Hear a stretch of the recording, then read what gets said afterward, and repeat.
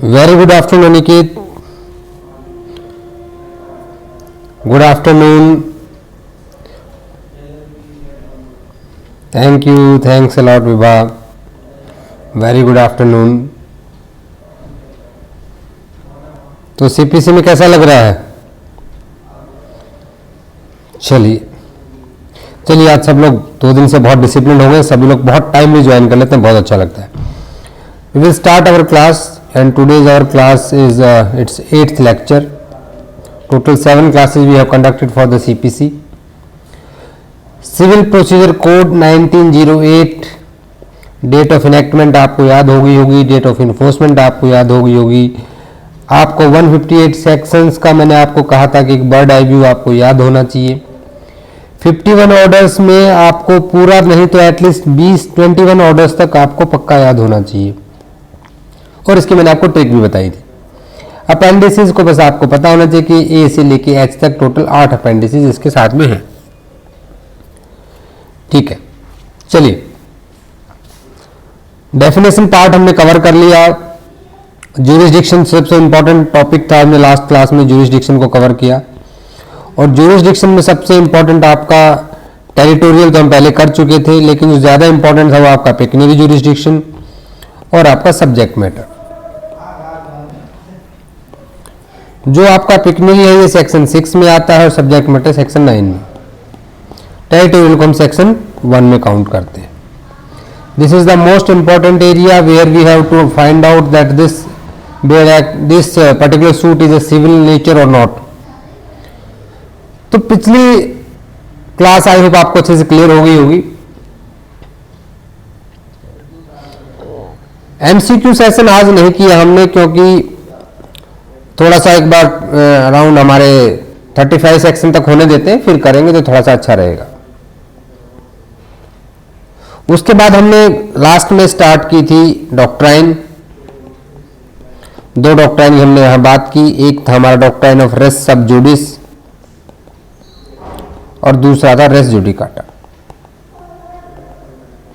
And we have understood the concept of res sub judice. We have just started. नहीं, पूरा revise करेंगे. हमने जो स्टार्ट किया था रेस सब जुडिस को, उससे पहले डाउट ले लेते हैं कि मुझे टेलीग्राम पे डाउट भेजा था किसी ने. ये बहुत अच्छी चीज़ है, आप डाउट्स भेजते हैं. Advocate Pooja has send this doubt.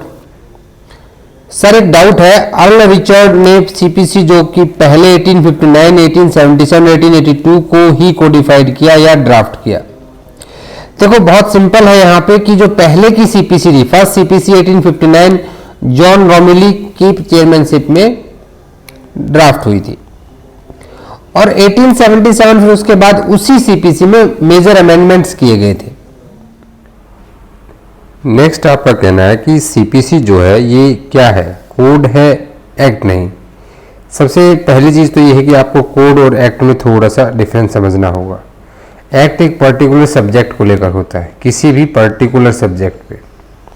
जैसे मान लीजिए आपका motor vehicle act, dowry prohibition act, इस तरह से. कोड मीन्स जो बहुत सारे पर्सनल लॉज को,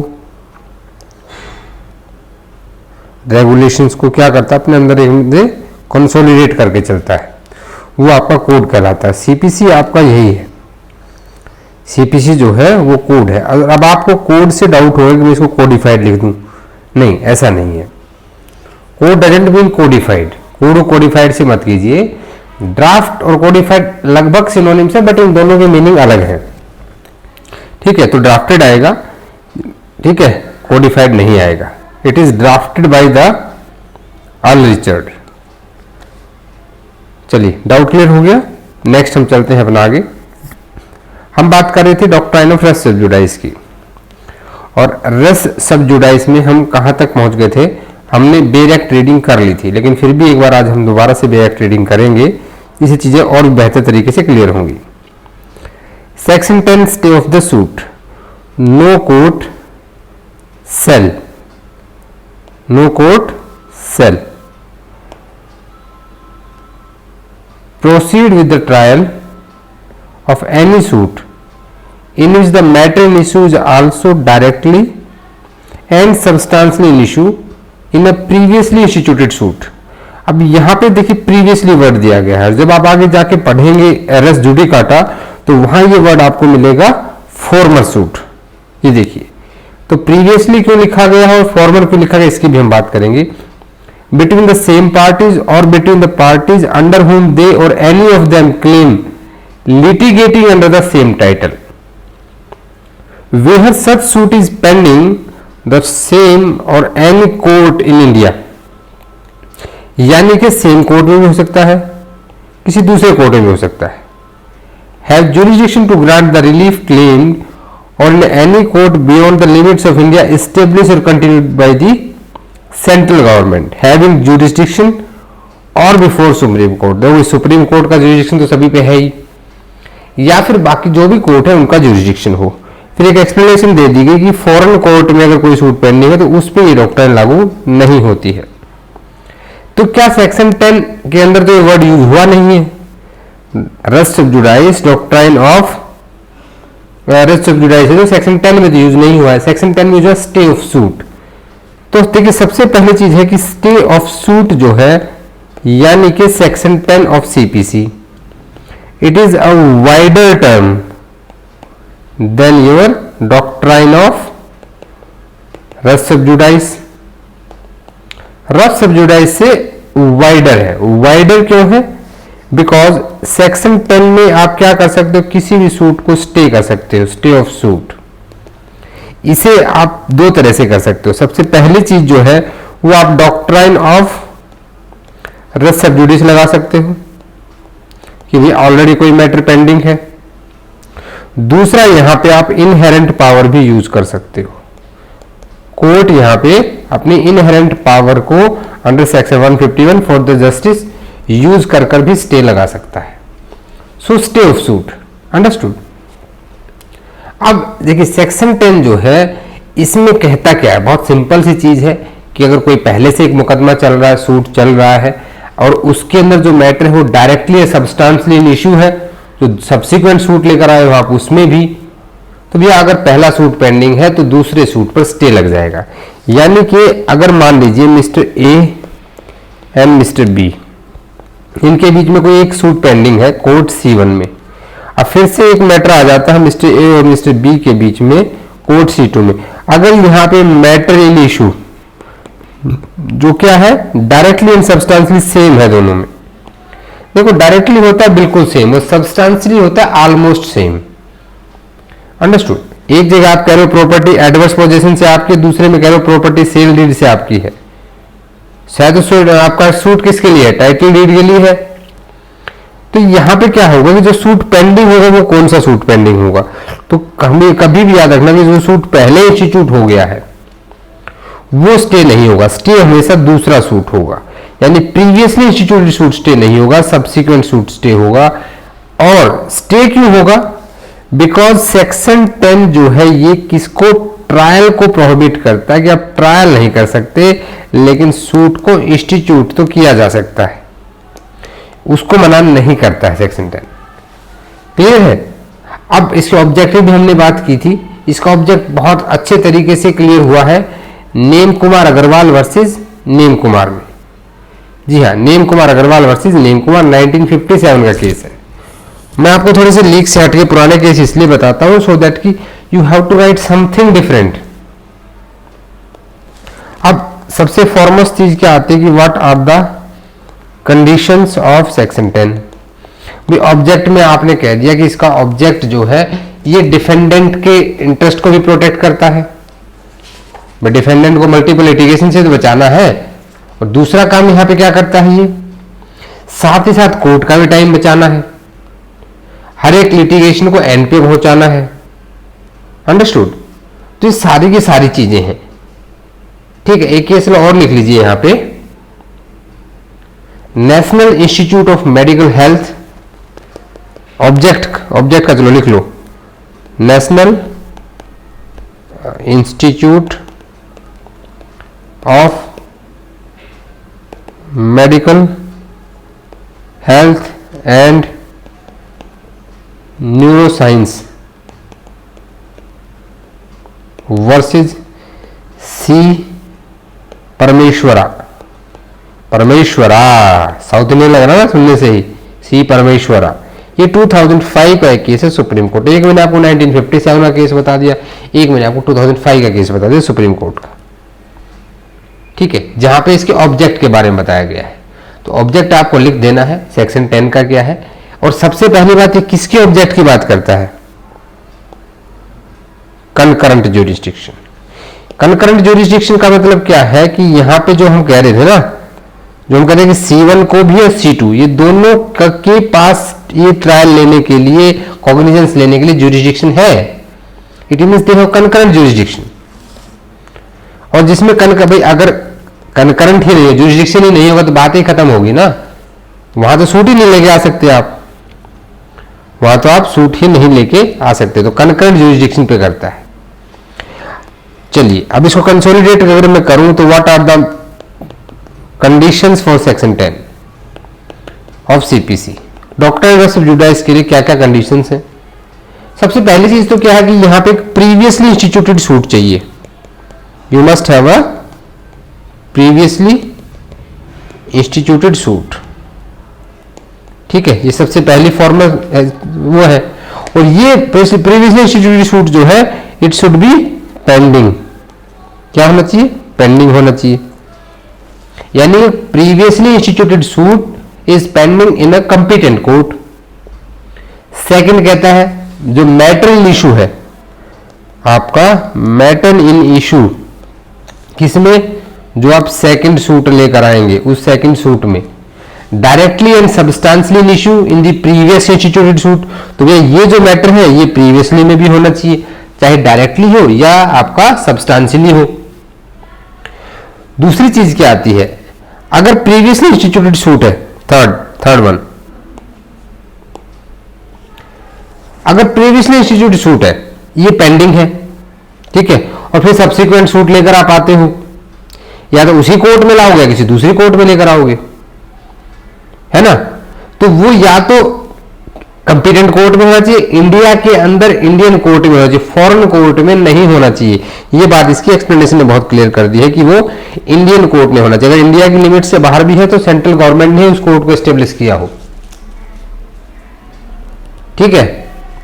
उसके बाद पार्टीज आपकी सेम होनी चाहिए, पार्टीज जो है सेम होनी चाहिए। मैंने एक्सप्लेनेशन में इसलिए बताया निकेत बिकॉज कि आपका जो ज्यूरिसडिक्शन की हम बात कर रहे हैं ना, कंपिटेंसी की, उसके बारे में पार्टी सूट बिल्कुल सेम होनी चाहिए। और अगर सेम नहीं है तो दे सब मस्ट बी लिटिगेटिंग और claiming under the same title, या तो उनके एलआर होंगे या सेम टाइटल में लिटिगेट करेंगे, ठीक है।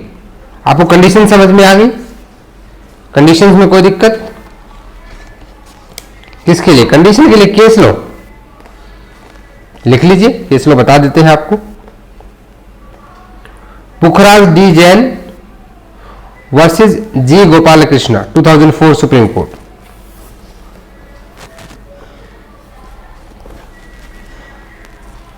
इस केस में बहुत अच्छी बात यह कही गई थी कि सिर्फ कॉमन ग्राउंड सफिशिएंट नहीं होते हैं, कॉमन ग्राउंड सफिशिएंट नहीं होंगे।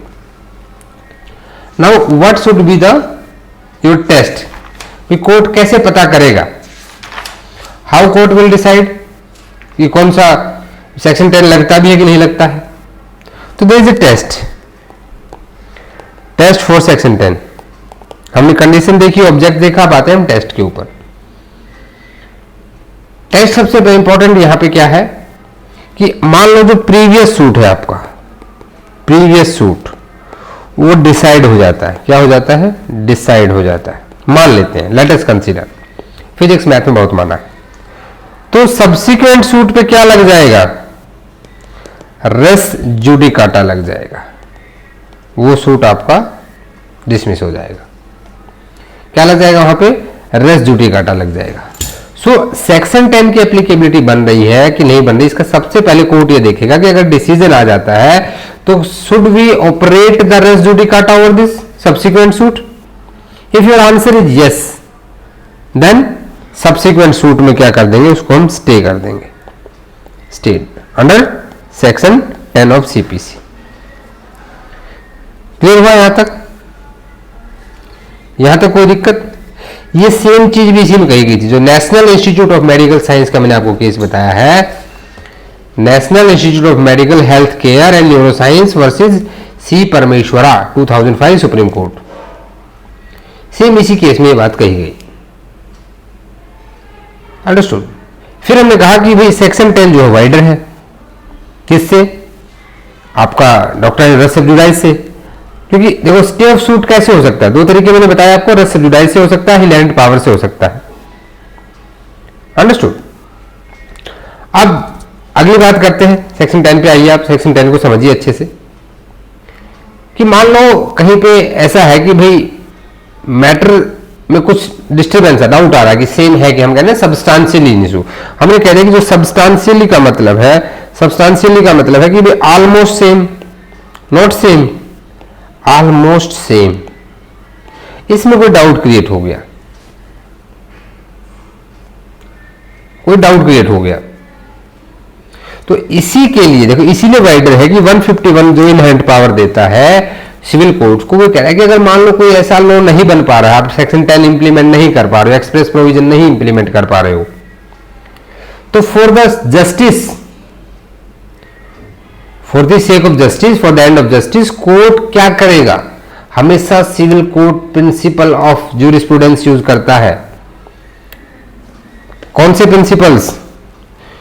Your justice, equity and good conscience, 1 2 3, ये 3 प्रिंसिपल्स के ऊपर पूरा गवर्न होता है। ठीक है?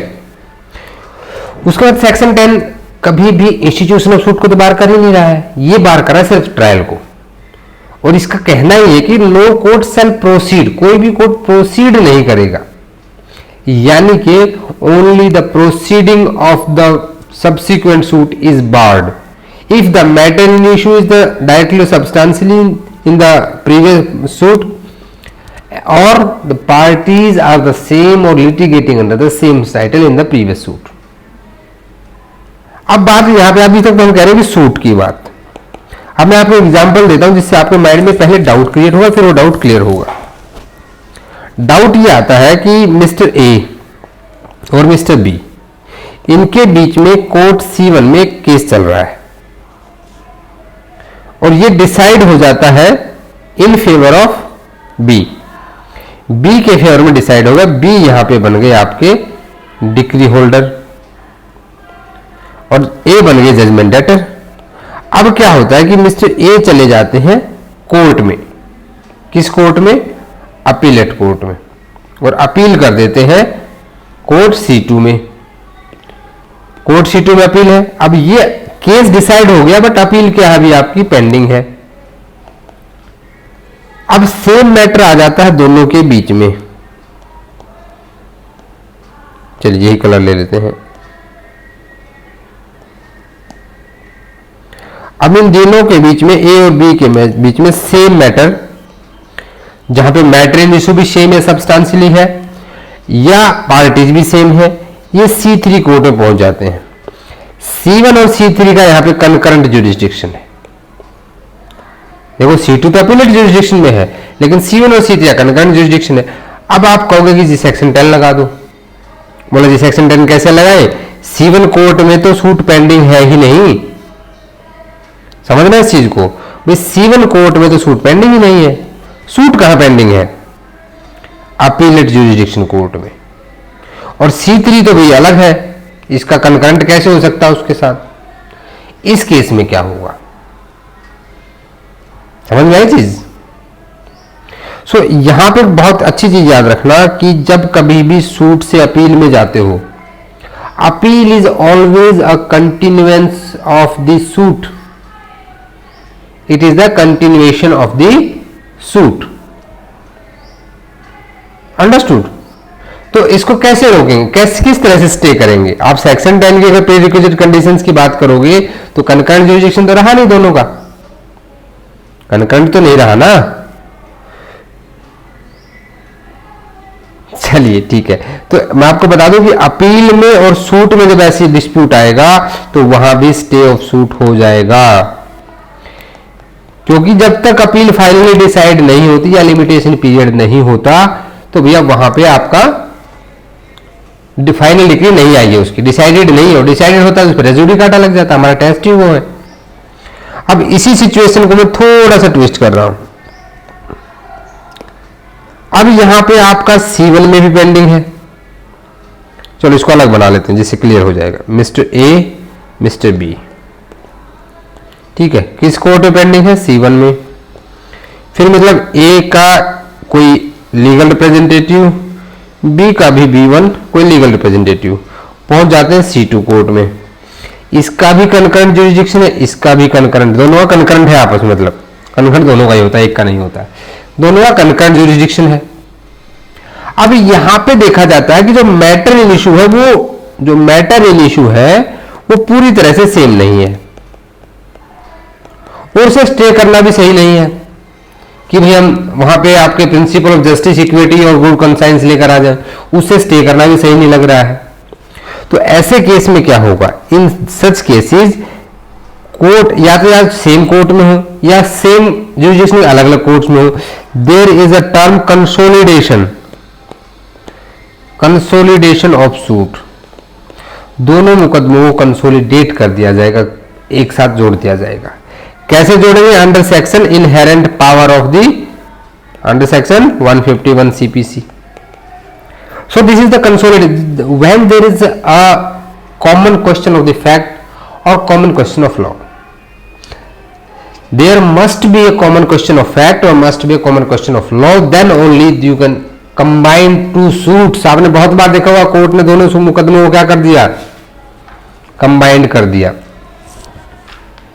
ठीक है। अब इसके साथ ही अगली बात आती है कि ठीक है जी, आपने कहा कि एक C1 कोर्ट में पेंडिंग है और दूसरा जो है C2 कोर्ट में पेंडिंग है, कोई एक मुकदमा। यहां पे एक सूट है प्रीवियसली सूट और यहां आपका सब्सिक्वेंट सूट। अब आती है कि मैं एप्लीकेशन कहां पे दूं सेक्शन 10 की? भाई सेक्शन 10 की एप्लीकेशन कहां दी जाएगी? इट्स वेरी सिंपल, हमेशा सब्सिक्वेंट सूट में एप्लीकेशन होगी। The which court will entertain the application to the stay of suit under section 10? The court in which subsequent suit has been filed, that court will entertain this application. Clear? Clear? एक मैं line कहूंगा जिसको आप अपने है ना star mark करके लिख लें, and make a double star, make a double star। आपसे क्वेश्चन पूछा जा सकता है कि section 10 is a rule of procedure और something else. Section 10 gives some substantive right और it's just a rule of procedure. तो यहां पे लिख लीजिए section 10 CPC is mere a rule of procedure. इसको डबल स्टार में लिखना है, understood? And it is not intended to confer any substantive right upon the parties. ये लाइन आपके मेंस के लिए बहुत इंपॉर्टेंट है और इसमें बहुत बार क्वेश्चन भी पूछा जा सकता है। सेक्शन 10 एक रूल ऑफ प्रोसीजर है जिसे कोर्ट, जैसे देखो हम इंडियन एविडेंस एक्ट को क्या कहते हैं? Indian Evidence Act, it is just a law lex fori which governs the court. Court को प्रोसीजर बताता है। CRPC क्या बताता है? प्रोसीजर बताता है। वैसे ही section 10 is rule of procedure only. ये कोई सब्सटेंटिव राइट नहीं देता किसी को, किसी को भी सब्सटेंटिव राइट नहीं देता है सेक्शन 10, ठीक है। ये तो ठीक है जी, यहां तक तो बात चलो ठीक है, समझ में आ गई। अब अगली बात सुनते हैं कि जी C1 के अंदर प्रीवियसली सूट, P सूट मतलब प्रीवियसली इंस्टीट्यूटेड सूट, ठीक है जी। C2 कोर्ट में था हमारा S सूट, सब्सिक्वेंट सूट। अब होता क्या है कि डिक्री पास कर दी जाती है। भाई यहां पे क्या था, डिक्री तो यहां पास होनी चाहिए थी या स्टे लगना चाहिए था, यही हमने पढ़ा अभी तक। लेकिन होता क्या है कि जो सब्सिक्वेंट कोर्ट है ये क्या कर देता है, डिक्री पास कर देता है। अब क्या होगा, क्या ये डिक्री नलिटी हो जाएगी, नल एंड वॉइड हो जाएगी? इस डिक्री की कोई वैल्यू नहीं की तुमने, कैसे भी तुम्हें तो स्टे लगाना सेक्शन 10 के हिसाब से, हम तुम्हारी नहीं मानते, क्या होगा? तो देखना, ये डिक्री कभी नलिटी नहीं होती है, समझना इस चीज को बहुत ध्यान से। अ decree passed in contravention of section 10 is not a nullity and therefore can not be disregarded in the execution proceeding. उसको एग्जीक्यूशन प्रोसीडिंग में भी आप डिसरिगार्ड नहीं कर सकते हो। इस पे 2 केस लो लिखिए, कोई आपको एक याद रहता है। देखिए जो हमें मल्टीपल केस लो लिखवाता हूं सारे के सारे जरूरी नहीं है, मैं एक्स्ट्रा केस लो इसलिए बताता हूं आपको, सो दैट कि मेंस में आपको कुछ तो याद रह जाए। ठीक है, एक इंडिपेंडेंस से पहले का लिख लेते हैं, बाद का लिख लेते हैं। चलिए, सियोपत राय, सियोपत SHEOPAT, सियोपत राय वर्सेस वरकचंद, WARAK चंद, 1946 का केस है ये। चलिए ठीक है, दूसरा केस और लिख लीजिए यहां पे,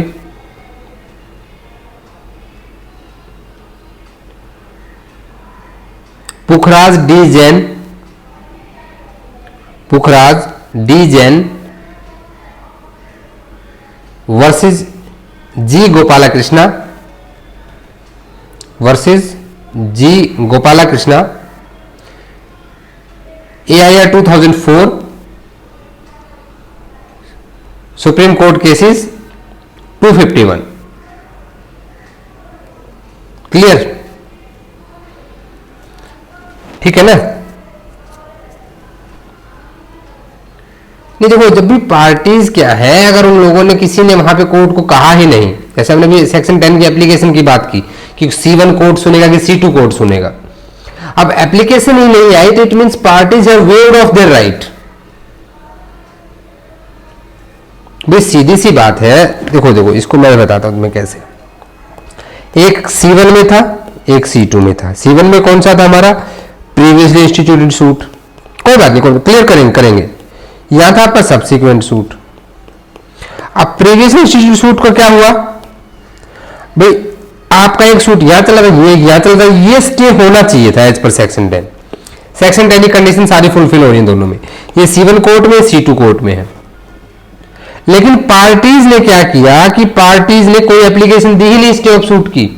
सपना लड़ा रहा है इस कोर्ट को कि वहां कुछ चल रहा है। और भैया बाद में क्या होता है कि इस केस में डिक्री आ जाती है। अब मिस्टर ए और मिस्टर बी का मुकदमा था, भाई बी हो गया, आपने जजमेंट डेट बी को लगा, ये तो गलत हो गया, आपको सेक्शन 10 में से चल, आप तो इसका ट्रायल कर ही नहीं सकते, सेक्शन 10 मना कर रहा था, तो ये उस डिक्री को चैलेंज करने लग जाता है।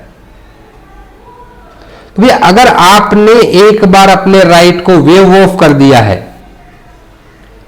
Afterward you can not challenge the validity of the decree of subsequent proceeding.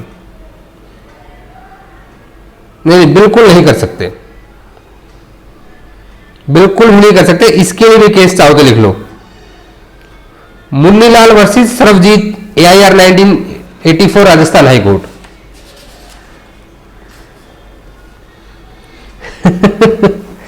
चलिए लास्ट बात करते हैं, सूट को स्टे कर देगा लेकिन कोर्ट को इंटरिम ऑर्डर करने से आप नहीं रोक सकते। C1 C2 कोर्ट्स थी, जहां मैं C1 C2 लिख रहा हूं मतलब वो कोर्ट्स हैं, ठीक है। और यहां आपने स्टे लगा दिया इसके ऊपर, ठीक है जी, STAY स्टे लग गया, आप आगे नहीं बढ़ोगे। But this stay order cannot stop this court, C2 court, to pass any interim order. कोई भी इंटरिम ऑर्डर पास करने से इसको नहीं रोक सकता। सो सेक्शन 10 का क्विक रिवीजन, सेक्शन 10 हमेशा वाइडर होता है, आपसे इंटरव्यू में पूछ सकता है कि क्या ये सिर्फ डॉक्ट्राइन ऑफ रेस सबजुडाइस तक ही लिमिटेड है? No, it has a wider meaning than the doctrine of res sub judice because stay of suit can be done by using doctrine of res sub judice and inherent powers. Always subsequent suit पे stay लगेगा। अगर किसी ने कोई matter नहीं उठाया तो subsequent suit में आप बाद में डिक्री को चैलेंज नहीं कर सकते हो। ये आपने यहां पे देख लिया, ठीक है। कंसोलिडेशन ऑफ सूट किस तरह से होगा वो आपने देख लिया, कंडीशंस आपने देख ली। So I hope doctrine of sub judice में कोई भी इशू हो तो बताइए यार। अभी मेंस में मत जाओ, पहले टॉपिक को समझा करो तुम लोग, ठीक है। देखो एमसीक्यू में अगर कोई क्वेश्चन आएगा सेक्शन 10 से तो आपकी एक्सप्लेनेशन से आएगा कि अगर फॉरेन कोर्ट के अंदर कोई सूट पेंडिंग है तो क्या इंडियन कोर्ट उसका ट्रायल चला सकती है? बिल्कुल चला सकते हैं, एक्सप्रेस प्रोविजन दिया गया सेक्शन 10 में, एक्सप्लेनेशन कहती है इसकी। ये एमसीक्यू आएगा मैक्सिमम, बाकी से एमसीक्यू नहीं बनेगा। ये पूछ सकता है डॉक्ट्राइन ऑफ रेस, इसमें 3 ही एमसीक्यू बनते हैं। डॉक्ट्राइन ऑफ रेस सबजुडिस कहां दी गई है? सेक्शन 10 में। स्टे ऑफ सूट कहां दिया गया है? सेक्शन 10 में। और आपका ये एक्सप्लेनेशन से। और बताओ क्या बनेगा? वो बाकी तो कॉन्सेप्चुअल क्वेश्चंस हो गए ना, वो कॉन्सेप्चुअल क्वेश्चंस हैं। कॉन्सेप्ट तो आपको क्लियर है ना? कॉन्सेप्ट में कोई डाउट हो तो बताओ। चलिए, we should move ahead our next topic, that is the again important res judicata. इस पे तकरीबन एक क्लास आज की रहेगी बची हुई और एक क्लास नेक्स्ट में खत्म कर लेंगे इसको। ये लगभग रेस सबजुडाइस जैसा ही है। हमने रेस सबजुडिस में कहा था कि एक टेस्ट करेंगे कि अगर हमारा प्रीवियसली सूट जो है वो डिसाइड हो जाएगा तो सब्सिक्वेंट सूट के ऊपर हम रेस जुडिकाटा लगा देंगे। रेस जुडिकाटा यानी कुछ एक्स्ट्रा बार कर रहा है, कुछ एक्स्ट्रा बार कर रहा है ना यहाँ पे। अब क्या बार कर रहा है यहाँ पे? या सूट ही नहीं लेके आ सकते आप। रेस सेक्शन 10 में आपको इंस्टीट्यूशन ऑफ सूट से मना नहीं था, बट सेक्शन 11 में आप नया मुकदमा ही नहीं ला सकते हो। इस पे एक लैटिन मैक्सिम लिखो आप, निमो डेट बिस वेक्सारी प्रो उनो एल्डम कॉजा।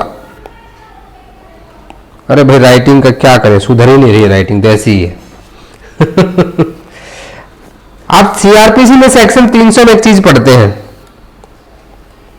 सीआरपीसी की बात कर रहा हूं मैं, क्रिमिनल में डबल जेओपार्डी आर्टिकल 20 भी इसकी बात करता है ना, constitution of India fundamental right में आ गया। यहां भी सेम चीज है। इस मैक्सिम का क्या मतलब है? ये मैक्सिम कहती है कि no one shall be vexed twice over the same cause of action. मैं किसी को एक ही कॉज ऑफ एक्शन के लिए 2 बार सजा नहीं दी जा सकती। सजा का मतलब यह क्या है? आप उसे 2 बार कंपनसेशन नहीं ले सकते। इस मुकदमे में भी आपने कंपनसेशन दिला दिया, C1 कोर्ट ने, C2 कोर्ट ने कंपनसेशन दिला दिया, तो जो जजमेंट डेटर है तुम्हारा क्या बेचारा? तो this is first maxim of your mains answer writing. Second में लिखिए, 3 मैक्सिम लिखवाऊंगा मैं आपको यहां पे। इंटरेस्ट रिपब्लिके PUBLICAE उट सेट फिनिस लिटियम कैसी बचपन में सुनते थे ना ऐसा, इंटरेस्ट रिपब्लिके उट सेट फिनिस लिटियम। ऐसा लगा जैसे कोई मंत्र बोले जा रहे हैं, अंग्रेजी के मंत्र, वो भी अंग्रेजी में बोल रहे हैं।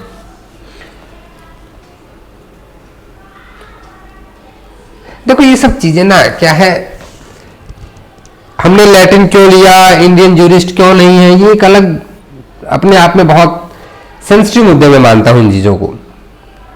और इसका रीजन कहीं ना कहीं हमारी बहुत सारी चीजें, बहुत सारे ड्रॉबैक्स रहे हैं कि हमने अपनी चीजों को नहीं जाना है।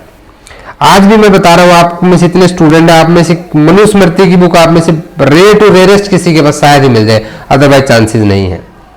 याज्ञवल्क्य स्मृति, नारद स्मृति नहीं मिलेंगे आप लोगों के पास। If you go into the ancient books of the Indian mythology, you will find the roots of all these laws. ये चीज अंग्रेजों को समझ में आ गई, हमें नहीं है और कभी आएगी भी नहीं। हमें आदत है ना इन सब चीजों को ना समझने की। चलिए कोई बात नहीं, back to topic. Interest reipublicae ut sit fins litium, finis litium. It is the interest of the state that there should be an end to the litigation. इसका मीनिंग लिख लीजिए, it is the interest of the state, it is the interest of the state that there should be an end, END, an end, खत्म हो जाना ना, to litigation. भाई कोई litigation है उसका एंड हो जाना चाहिए। अभी C1 ने डिसाइड किया, फिर आप C2 में चले गए, वहां डिसाइड, फिर C3 में चले गए, पूरी जिंदगी बीत जाएगी यार। वैसे भी सिविल केसेस में बहुत टाइम लगता है।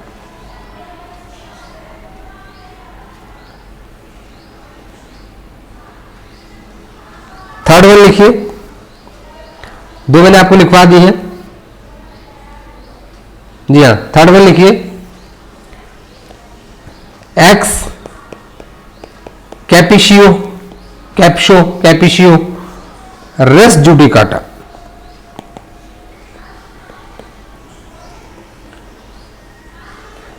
अब ये सबसे इंपॉर्टेंट है रेस जुडिकाटा के लिए, क्योंकि इसमें रेस जुडिकाटा वर्ड आ गया इसलिए। नहीं, इसका मीनिंग समझिए। यहां पे कह रहा है कि one suit and one decision is enough for an single dispute. For any single dispute there is a one decision and one suit। भाई कोई मुकदमा, किसी के बीच में एक डिस्प्यूट चल रहा है, ये दोनों के, ये एक मुकदमा लेकर आते हैं S1 सूट, और उसी में इनका D1 डिसीजन आ जाता है। तो ये दूसरा मुकदमा, दूसरे डिसीजन की जरूरत नहीं है किसी एक लिटिगेशन के लिए। इसलिए जब प्लेंट लिखते हैं तो आपको सब कुछ लिखना होता है। अंडरस्टूड। और मेन थीम इसका ये होता है कि अगर जुडिशियल बॉडी ने कोई डिसीजन दे दिया, it must be final, it must be final. Supreme court ने केस में ना रेस जुडिकाटा को बहुत अच्छे से एक्सप्लेन किया है। Satyavan Ghosal versus Satyadhyan, SATYADHYN, Satyadhyan Ghosal versus Deorajin Debi, DBI। 1960 का ये केस है सुप्रीम कोर्ट का, 941 सीरियल नंबर पे।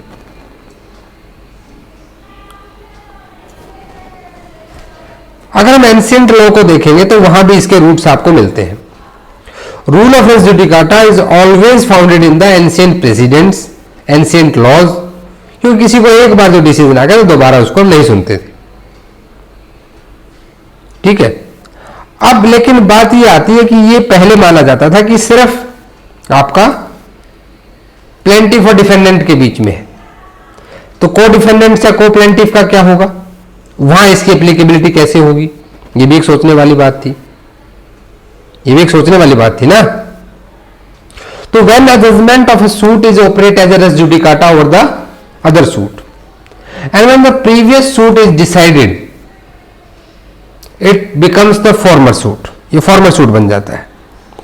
और फॉर्मर सूट की डेफिनेशन, यही आपसे एमसीक्यू पूछेगा, this is your MCQ. Where former suit is defined under CPC.